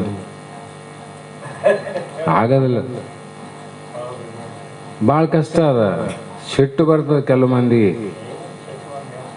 ದುಡಿದು ತಿನ್ನಲಾರ್ದವನಿಗೆ ದುಡಿದು ತಿನ್ನು ಅಂದರೆ ಆಗೋದಿಲ್ಲ, ಅವನಿಗೆ ಸಿಟ್ಟ ಬರ್ತದೆ. ಯಾಕ? ಅವೆಲ್ಲ ಹಂಗೆ ಬೆಳೆದು ಬಿಟ್ಟಾವಂತ. ಹಾಗಾಗಿ ಅಜ್ಞಾನಿಗಳ ಮಾತನ್ನು ಕೇಳುವ ಆತನಿಗೆ ಜ್ಞಾನಿಗಳ ಮಾತು ರುಚಿ ಆಗೋದಿಲ್ಲ. ಹಂಗೆ ಅಂತಿರ್ತಾರೆ. ಹೋಗು, ನಿನಗೇನಾಗ್ಯದ, ಹಲವು ಜನ್ಮಕ್ಕೆ ಹೋಗು. ಮತ್ತು ಈಗ ಇಲ್ಲಿ ಶಿಖರಕ್ಕೆ ಹೋಗಿ ನೀನು ಬಿದ್ದೆ ಅಂದರೆ ಮತ್ತೆ ಇನ್ನೊಂದು ತಿಳ್ಕಾರಿ, ಅವನು ಒಮ್ಮೆಲೆ ಕೆಳಗೆ ಬರ್ತಾನೆ, ಏಕ್ದಮ್ ಕೆಳಗೆ ಬರ್ತಾನೆ. ಕೆಳಗೆ ಬಂದಂದ್ರೆ ಎಲ್ಲಿಗೆ ಹೋದಂದು ಅರ್ಥ ಮಾಡ್ತೀರಿ? ಪಾಪ ಅನುಗುಣದಿಂದ ಗಿಡಮರ ಕ್ರಿಮಿಯಾಗಿ ಮ್ಯಾಲ ತುಟ್ಟ ತುದಿಗೆ ಹೋಗಿ ಕೈ ಜಾರ್ತಂದ್ರೆ ಎಲ್ಲಿ ಏರಿದ್ದೆ ಅಲ್ಲೇ ಬರ್ಬೇಕು ನೀನು. ನಡುವೇನು ಆಸರ ಅದ ನಿನಗೆ? ಕೆಳಗೆ ಬರ್ತಿದ್ದಿ. ಹಾಗಾಗಿ ಭಾಳ ವಿಚಾರ ಮಾಡಿ. ಮತ್ತು ಈ ಪ್ರಾಣಮಯ ಕೋಶ ಪಂಚಕರ್ಮೇಂದ್ರಿಯಿಂದ ಕೂಡಿಕೊಂಡು ವಾಯುವಿಕಾರಾತ್ಮಕವಾದ ಈ ಪ್ರಾಣಮಯ ಕೋಶವು ದೇಹದ ಎಲ್ಲ ಇಂದ್ರಿಯಾದಿಗಳನ್ನು ಪ್ರೇರಣೆ ಮಾಡ್ತದ. ಸುಮ್ಮನೆ ಇಟ್ಟಿಲ್ಲಲ್ಲಿ ಪ್ರೇರಣೆ ಮಾಡ್ತದ. ಪ್ರಾಣ ಅಪಾನಾದಿ ಸಂಜ್ಞೆ ಪಡೆದು ದೇಹದ ಒಳಗೂ ಹೊರಗೂ ಹೋಗೋಣ ಬರೋಣ ಮೊದಲಾದ ಕಾರ್ಯಗಳನ್ನು ಮಾಡುತ್ತಾ ಇರುತ್ತದೆ. ಆದ್ದರಿಂದಲೇ ಹಸಿವೆ ನೀರಡಿಕೆ ಅಧೀನವಾಗಿರುತ್ತದೆ. ಹೊರಗೆ ತಿರುಗಿ ಕುಂತಲ್ಲಿ ಕುಂದ್ರೆ ನಿಮ್ಗೆ ಹಸಿವಾಗಂಗಿಲ್ಲ. ಆ ಕಡೆ ದಣ್ಕಂಬರಿ ಏನನ್ನು ತಗೊಂಬರಮ್ಮ ಏನಾದ್ರು ಉಂಬಕಂತಿ. ಯಾಕಂದ್ರೆ ದಣ್ಕಂಡ್ರ ಪ್ರಾಣವಾಯು ದಣಿತದ. ನಾ ಒಂದ್ಸಲ ಮನೆ ಬಿಟ್ಟು ಹೊರಗುವ ಒಳಗಲ್ಲ, ಒಂದು ದಿನಕ್ಕೆ 21,600 ಸಲ ಶ್ವಾಸ ಉಚ್ಛ್ವಾಸ ಜಪ ಮಾಡ್ತದ ಪ್ರಾಣವಾಯು. ಅಂದರೆ ಅದಕ್ಕೆಷ್ಟು ದಣಿಕೆ ಆಗ್ತದೆ. ಅದಕ್ಕೆ ಹಸಿವು ನೀರಡಿಕೆ ಬೇಕಾಗಿದೆ ಅದಕ್ಕೆ. ಮತ್ತು ಇಷ್ಟ ಅನಿಷ್ಟಗಳು ತನ್ನನ್ನು ಪರರನ್ನು ತಿಳಿಯುವುದಿಲ್ಲ. ಆದ್ದರಿಂದ ಪ್ರಾಣಮಯ ಕೋಶವು ಜಡವಾಗಿರುತ್ತದೆ. ಇದು ಜಡದಿಲ್ಲ. ಅನ್ನಮಯ ಕೋಶ ಜಡ ಆದ, ಪ್ರಾಣಮಯ ಕೋಶ ಜಡ ಆದ. ಮನಸ್ಸು ಇವುಗಳ ಸಮೂಹವೇ ಕೂಡಿ ಮನೋಮಯವಾಗಿದೆ ನೋಡು. ಇದು ಶರೀರಾದಿಗಳಲ್ಲಿ ಅಹಂ ಬುದ್ಧಿಯನ್ನು ಗೃಹಾದಿಗಳಲ್ಲಿ ಹೊಲ ಮನೆ ಹೆಂಡರು ಮಕ್ಕಳಲ್ಲಿ ಮಮಕಾರ ಬುದ್ಧಿಯನ್ನು ಮಾಡ್ಕೊಂತ ಕುಂತಿದೆ. ಹೊಲ ನಂದು, ಮನೆ ನಂದು, ನನ್ನ ಹೆಂಡತಿ, ನನ್ನ ಗಂಡ ಅಂತ ಬರೀ ನಂದು ನನ್ನಂತ ಮೋಹ ಮಾಡ್ಕೊಂತ ಕುಂತಿದ್ದು. ಇದನ್ನ ಈ ಮೋಹದಿಂದ ಏನು ಮಾಡ್ತದಂದ್ರೆ ಪಂಚಜ್ಞಾನೇಂದ್ರಿಯಗಳಿಂದ ಪಂಚ ವಿಷಯಗಳನ್ನು ಸ್ವೀಕಾರ ಮಾಡ್ತದೆ. ಪಂಚಜ್ಞಾನೇಂದ್ರಿಯ ಮುಖಾಂತರನೇ ಇದು ಮಮಕಾರ ಮಾಡಿ ನಾನಾ ಪ್ರಕಾರ ಸಂಕಲ್ಪ ವಿಕಲ್ಪವನ್ನು ಮಾಡುತ್ತದೆ. ಅನುಕೂಲ ಆಯಿತು ಅದರ ಮೇಲೆ ಮೋಹ ಮಾಡ್ತದ, ಅನಾನುಕೂಲ ಆಗಿತ್ತು ಅಂದರೆ ಅಲ್ಲೇ ನಿರ್ಮೋಹ ಆಗ್ತದೆ. ಅನುಕೂಲ ಆದದ್ದು ಸಂಕಲ್ಪ ಬೇಕಂತದ, ಅನಾನುಕೂಲ ಆದ್ರೆ ಅದು ಬೇಡ ಅಂತದ. ಇದು ಬರೀ ಬೆಳಗ್ಗೆಲಿಂದ ಸಾಯಂಕಾಲ ಇದು ಬೇಕು ಇದು ಬೇಡ, ಇದು ಬೇಡ ಇದು ಬೇಕು, ಇದು ಬೇಕು ಇದು ಬೇಡ, ಇದು ಬೇಡ ಇದು ಬೇಕು. ಹೌದು, ಇಷ್ಟು ವರ್ಷ ಆಯ್ತಲ್ಲ, ನಿನಗೆ ಬೇಕಾದದ್ದು ಗೊತ್ತಾಗ್ಯದಲ್ಲ, ಆಮೇಲೆ ಸಾಯತನ ಅದೇ ಬೇಕಂತಾನೆ ಗಟ್ಟಿ ಹಿಡ್ಕೋ. ಒಂದು ಕ್ಷಣದಲ್ಲಿ 10 ಬೇಕಂತಿದ್ದೆ 10 ಬೇಡ ಅಂತಿದ್ದಿ. ಹಾಗಾಗಿ ಇದು ಮನಸ್ಸಿಗಿಂತಲೂ ಬೇರೆ ಅವಿದ್ಯೆ ಇಲ್ಲ. ಇದೆ ನೋಡು ಅವಿದ್ಯೆ.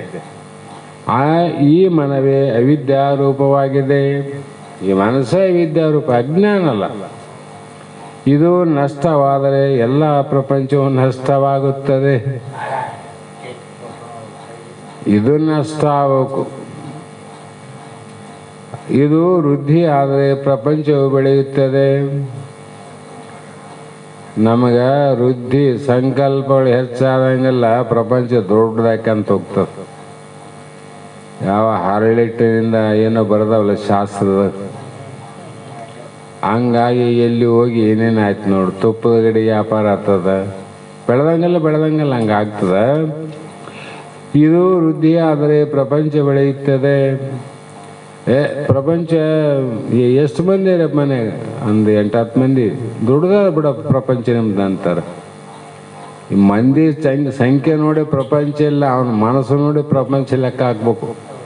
ಇವನು ಪ್ರಪಂಚ ದೊಡ್ಡದೋ ಸಣ್ಣದಲ್ಲ. ಆಸೆ ಹೆಚ್ಚಿತ್ತಂದ್ರೆ ದೊಡ್ಡ ಪ್ರಪಂಚ, ಆಸೆ ಸ್ವಲ್ಪ ಇದ್ದಾಗ ಸಣ್ಣ ಪ್ರಪಂಚ. ಹೀಗೆ ಮನಸ್ಸು ತನ್ನ ಶಕ್ತಿಯಲ್ಲಿ ಏನೊಂದು ಇಲ್ಲದ ಸ್ವಪ್ನದಲ್ಲಿ ಭೋಕ್ತೃತ್ವ ಮೊದಲಾದ ಸೃಷ್ಟಿಯನ್ನು ನಿರ್ಮಾಣ ಮಾಡುತ್ತದೆ. ಇಲ್ಲಲ್ಲ ಮನಸ್ಸೇ ಅಲ್ಲಿ.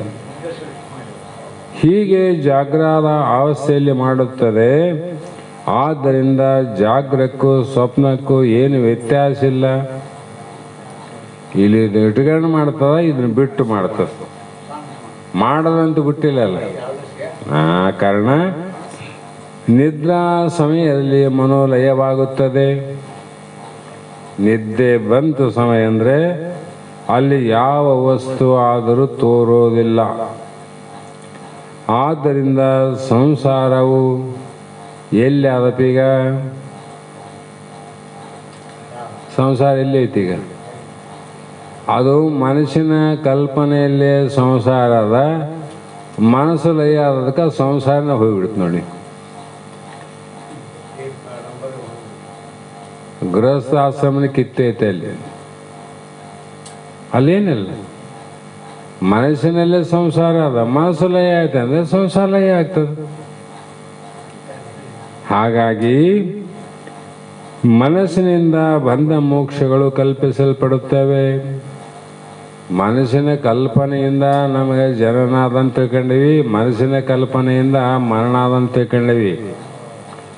ಆ ಮನಸ್ಸೇ ಲಯ ಆಯಿತು ಎಲ್ಲಿ? ತನ್ನ ಸ್ವರೂಪದಲ್ಲಿ ಲಯ ಆಯಿತು ಅಂದರೆ ಅಲ್ಲಿ ತೋರಿದಂಥ ಜನನ ಮರಣಗಳು ಕೂಡ ಹೋದ್ವಲ್ಲ. ಅದೇ ಹೋಗ್ಯದ, ಕಾರಣನ ಹೋಗ್ಯದ, ಕಾರಣದ ಜೊತೆ ಕಾರ್ಯಗಳು ಹೋಗಬೇಕಲ್ಲ. ಹೀಗೆ ಈ ರೀತಿ ಸತ್ವಗುಣದಿಂದ ಕೂಡಿದರೆ ಮನಸ್ಸು ಮೋಕ್ಷಕ್ಕೆ ಸಾಧನ ಆಗ್ತದೆ ನೋಡ್ರಿ. ಈ ಮನಸ್ಸು ಕಾಮ ಕ್ರೋಧ ಲೋಭ ಮೋಹಮದ ಮತ್ಸರಗಳೆಂಬ 6 ವೈರ್ಯಗಳನ್ನು ಕೂಡಿ ವಿಕಾರಾತ್ಮಕವಾದ್ದರಿಂದಲೂ ಆದ್ಯ ಅಂತ್ಯ ಉಳ್ಳದ್ದರಿಂದಲೂ ದುಃಖಾತ್ಮಕ ಆದ್ದರಿಂದಲೂ ಮನಸ್ಸು ದೃಶ್ಯವಾದ್ದರಿಂದಲೂ ಈ ಮನೋಮಯ ಕೋಶವು ಕೂಡ ಆತ್ಮ ಆಗಲಾರದು. ಇಷ್ಟೆಲ್ಲ ಹೇಳಿ ಯಾಕೆ ನೀನು ಅಲ್ಲ ಅಂತ ಹೇಳೋದಕ್ಕೆ ಆತ್ಮ ಆಗಲಾರದು. ಕಿಂತು ಆತ್ಮ ಅಲ್ಲ ಅಂದ್ರೇನು? ಇದು ಅನಾತ್ಮ. ಅನಾತ್ಮ ಅಂದ್ರೇನು? ಅದು ಜಡ, ನೀನು ಅಜಡ. ಹಾಗಾಗಿ ಪ್ರಕೃತಿಯ ವಿಕಾರಾತ್ಮಕವಾದ ಈ ವಿಜ್ಞಾನಮಯ ಕೋಶ, ಕೊನೆಗೆ ಬುದ್ಧಿ, ಅದು ಚೈತನ್ಯದ ಪ್ರತಿಬಿಂಬದಿಂದ ಯುಕ್ತವಾಗಿ ದೇಹ ಇಂದ್ರಿಯಾದಿಗಳಲ್ಲಿ ಯಾವಾಗಲೂ ಜ್ಞಾನ ಕ್ರಿಯೆಗಳಿಗೆ ನಾನೇ ಕರ್ತನೆಂದು ಅಭಿಮಾನ ಪಡ್ತದೆ ನೋಡಿ. ನಾನು ನಾನು ನಾನು ನಾನು ಅಹಂಕಾರ ಸಮೇತವಾಗಿರ್ತದ. ಇಂಥ ಅಹಂಕಾರ ಸ್ವಭಾವದಿಂದ ಕೂಡಿದ ಜೀವನು ಸಕಲ ವ್ಯವಹಾರಗಳನ್ನು ಒತ್ತುಕೊಂಡು ವಾಸನಾನುಸಾರವಾಗಿ ಪುಣ್ಯ ಪಾಪ ಕರ್ಮಗಳನ್ನು ಮಾಡುತ್ತಾ ಅವುಗಳ ಫಲವನ್ನು ಭೋಗಿಸುತ್ತಾ ಇರುತ್ತಾನೆ ಈ ಜೀವನು. ಇಲ್ಲಿ ಬಂತು ನೋಡಿ ನಮ್ಮ ಮನೆ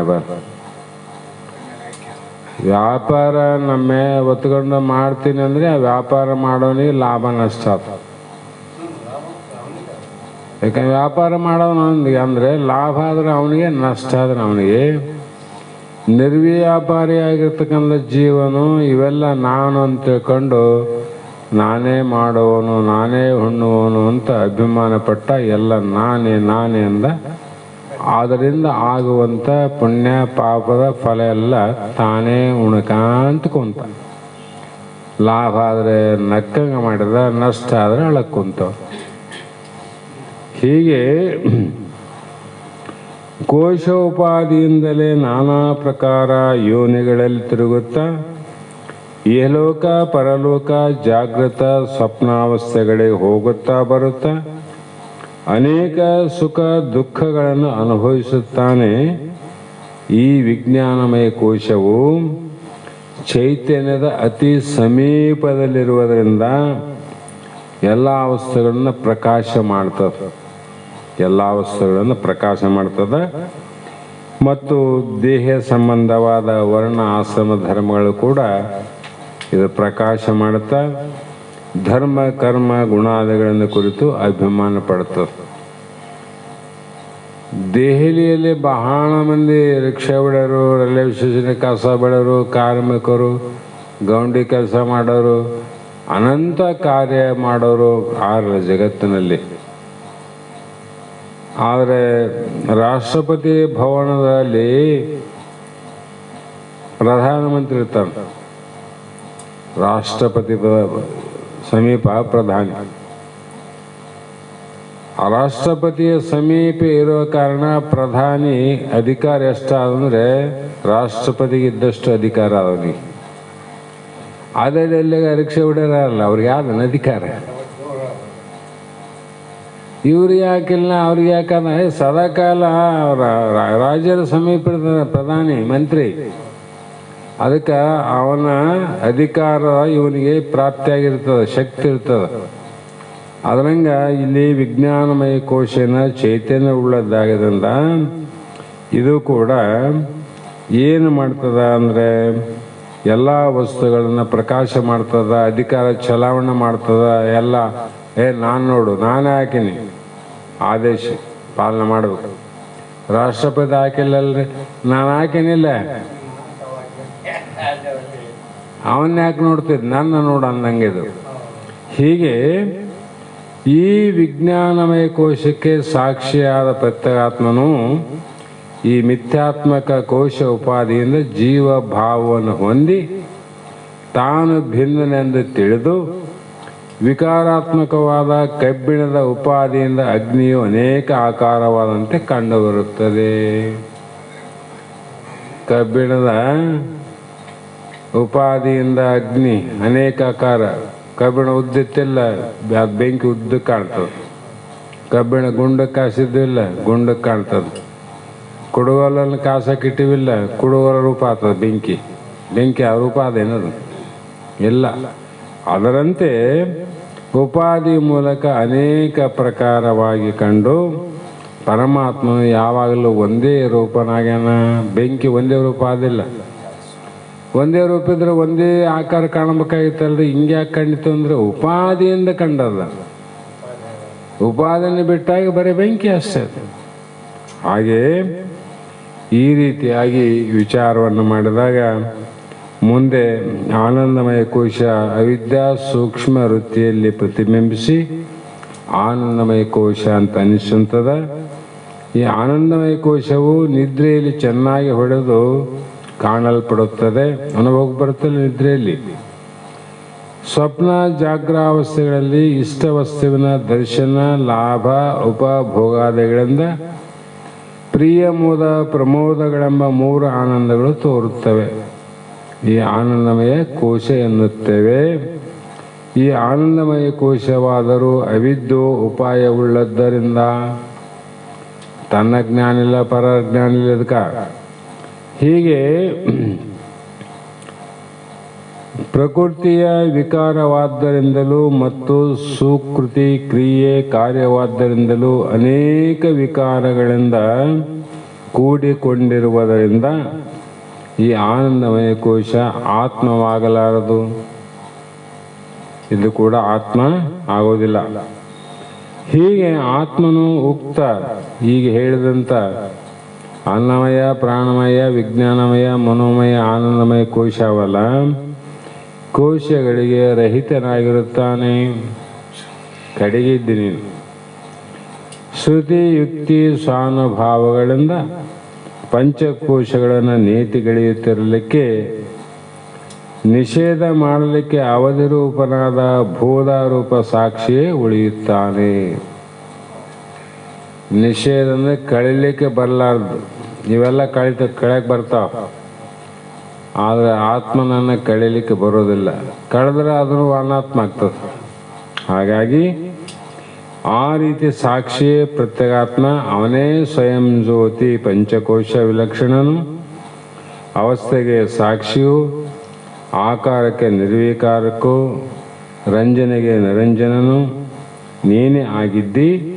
ಆದ್ದರಿಂದ ಮಿಂಚಿನಂತೆ ತೋರಿ ಅಡಗುವ ವಿಕಾರಾತ್ಮಕವಾದ ಆನಂದಮಯ ಕೋಶ ನೀನಲ್ಲ. ಮಿಂಚಿನಂತೆ ತೋರಿ ಅಡಗ್ತದೆ. ಅದೇನು ಒಂದು ಕ್ಷಣದಲ್ಲಿ ತೋರ್ತದೆ, ಒಂದು 50-60 ವರ್ಷ ತೋರ್ತದೆ, ಹೋಗ್ತದೆ ಅಷ್ಟೆ. ಮಿಂಚಂಗೆ ಸುಳ್ಳು, ಇದನ್ನು ಸುಳ್ಳು ಅಂತ ಇಲ್ಲಿವರೆಗೆ ಹೇಳಿದರು. ಇಲ್ಲಿಗೆ ಸಮಯ ಆದ್ದರಿಂದ ಮಂಗಲಗೀತೆ ಆದ ನಂತರ ಇವತ್ತಿನ ಶಾಸ್ತ್ರದ ವಾಕ್ಪುಷ್ಪಗಳನ್ನು ಗುರುಪಾದಕ ಸಮರ್ಪಿಸಿ ನಾವು ನೀವು ಕೃತಾರ್ಥರಾಗೋಣ ಅನ್ನುವಂಥ ಮಾತನ್ನು ಹೇಳಿ, ಇನ್ನೊಂದು ವಿಚಾರ, ಇವತ್ತಾಗಲೇ ಖೇಮ್ಲಾಪುರದ ಸದ್ಗುರು ಸಿದ್ಧಾರೂಢ ಬಸವಾನಂದ ಮಹಾಸ್ವಾಮಿಗಳ ಶ್ರೀಮಠದಲ್ಲಿ ಬಸವಾನಂದ ಮಹಾಸ್ವಾಮಿಗಳ 19ನೇ ವರ್ಷದ ಪುಣ್ಯ ಸ್ಮರಣೋತ್ಸವ, ಅದರ ಜೊತೆಗೆ ಆಧ್ಯಾತ್ಮಿಕ ಪ್ರವಚನ ಕಾರ್ಯಕ್ರಮವನ್ನು 3 ದಿನ ಪರ್ಯಂತರವಾಗಿ 31ನೇ ತಾರೀಕು ಸಾಯಂಕಾಲ, 1ನೇ ತಾರೀಕು ಬೆಳಿಗ್ಗೆ 1 ಗೋಷ್ಠಿ, ಸಾಯಂಕಾಲ 1 ಗೋಷ್ಠಿ, 2ನೇ ತಾರೀಕಿಗೆ ಬೆಳಿಗ್ಗೆ ಗೋಷ್ಠಿಗೆ ಮಂಗಲ ಆಗ್ತದೆ. ಮಹಾಪ್ರಸಾದ ಮೇಲೆ ಮತ್ತೆ ಎಲ್ಲರೂ ಅವರವರ ಕಾರ್ಯಕ್ಕೆ ಹೋಗಲಿಕ್ಕೆ ಅನುಕೂಲ ಆಗ್ತದಂತ ಶುಕ್ರವಾರ, ಶನಿವಾರ, ಆದಿವಾರ 3 ದಿನ ಕಾರ್ಯಕ್ರಮ. ಅದಕ್ಕೆ ಈ ವಿಚಾರ ಅವರು ಪ್ರತಿ ವರ್ಷ ಬಹಳ ವರ್ಷ ಆಯಿತು ದೊಡ್ಡ ಕಾರ್ಯಕ್ರಮ ಮಾಡಲಾರ್ದ. ಅವ್ರು ವರ್ಷ ಮಾಡ್ತು ಅಂತ ಹೇಳ್ತಿದ್ರು. ನಾವು ಅದೇನು ಅವಶ್ಯಕತೆ ಇಲ್ಲ, ನಮ್ಮ 7-8 ಮಠಗಳವ, ಎಲ್ಲ ಮಠಗಳಲ್ಲಿ ಹಿಂಗೆ ಮಾಡ್ಕೊಂತ ಹೋದರೆ ಹೋಗೋರು ಯಾರು ಬರೋರು ಯಾರು ಎಲ್ಲ ನೋಡಬೇಕಲ್ಲ. ಹಾಗಾಗಿ ಸಂಕ್ಷಿಪ್ತ ಮಾಡೋದು. ನೀವು ಆ ಒಂದು ಪುಣ್ಯತಿಥಿ ಸ್ಮರಣೆ ದಿನ ಅಲ್ಲೇ ಒಂದು ಮಠದಲ್ಲಿ ಅಭಿಷೇಕ ಮಾಡಿರಿ, ಎಲ್ಲರೂ ಒಂದು ಭಜನೆ ಮಾಡಿರಿ, ಇಷ್ಟು ಮಂಗಲ ಮಾಡಿರಿ, ಇಷ್ಟು ಕಾರ ಮಂಡಳಿ ಏನಾದರೂ ಮಾಡಿರಿ, ಅಷ್ಟಕ್ಕೆ ಸೀಮಿತ ಇರಲಿ ಅಂತ ಹೇಳೋದಕ್ಕೆ ಅಷ್ಟೇ ಮಾಡ್ತಾಯಿದ್ರು. ಈ ವರ್ಷ ಯಾಕೋ ಅವರು ತಯಾರಾಗಿ ಇಲ್ಲ, ನಾವು ಕೂಡ 4 ವರ್ಷಕ್ಕೆ 1 ಸಲ ಆಗಲಿ, 5 ವರ್ಷಕ್ಕೆ 1 ಸಲ ಆಗಲಿ ದೊಡ್ಡ ಕಾರ್ಯ ಮಾಡ್ತೀವಿ, ಉಳಿದ ದಿನಗಳಲ್ಲಿ ನೀವು ಹೇಳಿದಂತೆ ಸಂಕ್ಷಿಪ್ತ ಮಾಡ್ತೀವಿ ಅನ್ನೋದಕ್ಕೆ ಆಯಿತು. ನಿಮ್ಮ ಇಚ್ಛೆ, ನಿಮ್ಮ ಸಹಕಾರ, ನಿಮ್ಮ ಶಕ್ತಿಯೇ ನಿಮ್ಮ ಕಾರಣ.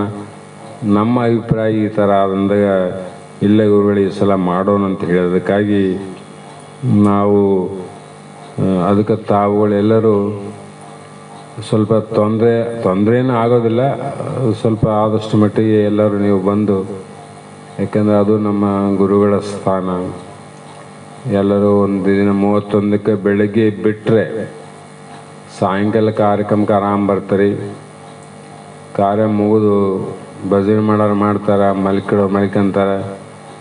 1ನೇ ತಾರೀಕಿಗೆ ಬೆಳಗ್ಗೆ ಸಾಯಂಕಾಲ ಕೇಳಿ 2ನೇ ತಾರೀಕಿಗೆ ಮತ್ತೆ ವಾಪಸ್ ಬರಲಿಕ್ಕೆ ಅನುಕೂಲ ಆಗ್ತದೆ. ಅದಕ್ಕೆ ತಾವೆಲ್ಲ ನೋಡಿ ವಿಚಾರ ಮಾಡಿರಿ, ಎಷ್ಟು ಜನ ಆಗ್ತೀರಿ ನೋಡಿ. 12 ಜನಕ್ಕಿಂತ ಒಂದು ಗಾಡಿ ಹೆಚ್ಚು ಬರಬಾಡ್ರಿ. 12 ಜನ ಬಂದರೆ ಸಾಕು, ಯಾಕಂದರೆ ದೂರ ಆಗ್ತದೆ. 12 ಜನ ಹೆಣ್ಮಕ್ಳದಾದ್ರೆ ಅವ್ರದ್ದೊಂದು ಸಪ್ರೇಟ್ ಆಗಲಿ, ಗಂಡು ಮಕ್ಳದಾದ್ರೆ ಒಂದು 12 ಜನದಾಗಲಿ. ನಮ್ಮ ಯಲ್ಲಾಪುರದಿಂದ ಕೆಲವು ಜನ ಬರೋರಾರ ನಾಳೆಗೆ ಗೊತ್ತಾಗ್ತದೆ. ಒಟ್ಟು ಯಾರ್ಯಾರ ಕೂಡಿಕೊಂಡು ನೀವು ನಿರ್ಣಯ ಮಾಡಿರಿ ಅಂತಕ್ಕಂಥ ಮಾತನ್ನು ಹೇಳ್ತಾ ಮಂಗಲವನ್ನು ಪ್ರಾರಂಭ ಮಾಡಿರಿ. ಮಂಗಲಂ ಗುರು ಶಂಕರಾನಂದ ಮಹಾಭಕ್ತವೃಂದ ಶರಣರ ನಿಜದಾನಂದ. ಮಂಗಲಂ ಗುರು ಶಂಕರಾನಂದ ಮಹಾಭಕ್ತವೃಂದ ಸಂಘ ಶರಣರ ನಿಜದಾನಂದ. ಮಂಗಲಮಯವಾದ ಜಡಿ ಗುರು ಸಂಘದಿಂದಲೇ ಸಕಲ ವೇದದ ಅಂಗಮಯನೆಂದೆನಿಸಿಕೊಂಡಿ ಭೃಂಗ ಕೀಟಕ ನ್ಯಾಯದಂದದಿ. ಮಂಗಲಂ ಗುರು ಶಂಕರಾನಂದ ಮಹಾಭಕ್ತವೃಂದ ಸಂಘ ಶರಣರ ನಿಜದಾನಂದ. ಎಲ್ಲಿ ಜನಿಸಿದಿ ಎಲ್ಲಿ ವಾಸಿಸಿದಿ ಎಲ್ಲೆಲ್ಲೋ ತಿರುಗಿ ಬಲ್ಲತನದಲ್ಲಿ ಬ್ರಹ್ಮ ಬೋಧಿಸಿದಿ. ಎಲ್ಲಿ ಜನಸೆ ಎಲ್ಲಿ ವಾಸಿಸಿದೆ ಎಲ್ಲೆಲ್ಲೋ ತಿರುಗಿ ಬಲ್ಲತನದಲ್ಲಿ ಬ್ರಹ್ಮ ಬೋಧಿಸಿದೆ.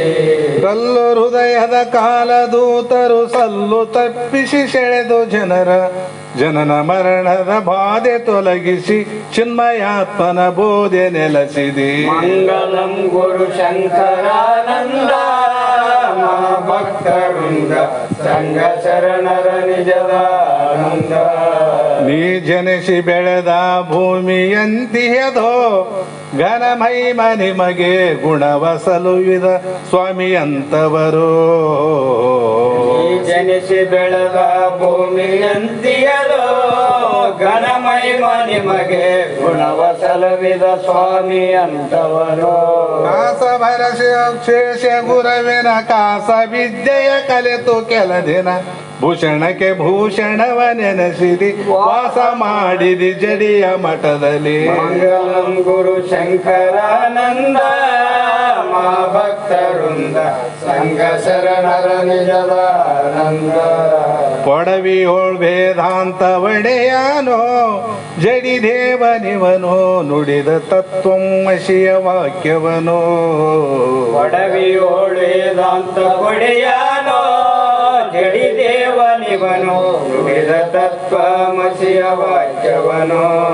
ಕರುಣದಿಂದಲೇ ಸರಿದ ಅಮೃತ ಕರ್ಣದಲ್ಲಿ ಕೃಪೆ ಮಾಡಿಕೊಂಡು ಪರಮಹಂಸನಾಗಿ ಭೂವರ ತರಣಿ ತಾರಿಪನೌಕೆ ದೀಶೆ. ಮಂಗಲಂ ಗುರು ಶಂಕರಾನಂದ ಮಹಾಭಕ್ತವೃಂದ ಸಂಘ ಶರಣರ ನಿಜದಾನಂದ. ಸಂಘ ಶರಣರ ನಿಜದಾನಂದ. ಶ್ರೀಮದ್ ಜಗದ್ಗುರು ಸಿದ್ಧಾರೂಢ ಮಹಾರಾಜ ಕಿ ಜೈ. ಶ್ರೀ ಸದ್ಗುರು ಶಿವಪುತ್ರ ಸ್ವಾಮಿ ಮಹಾರಾಜ ಕಿ ಜೈ. ಶ್ರೀ ಸದ್ಗುರು ಬಸವಾನಂದ ಸ್ವಾಮಿ ಮಹಾರಾಜ ಕಿ ಜೈ. ಶ್ರೀ ಸದ್ಗುರು ಅಭಿನವ ಮಹಾರಾಜ ಕಿ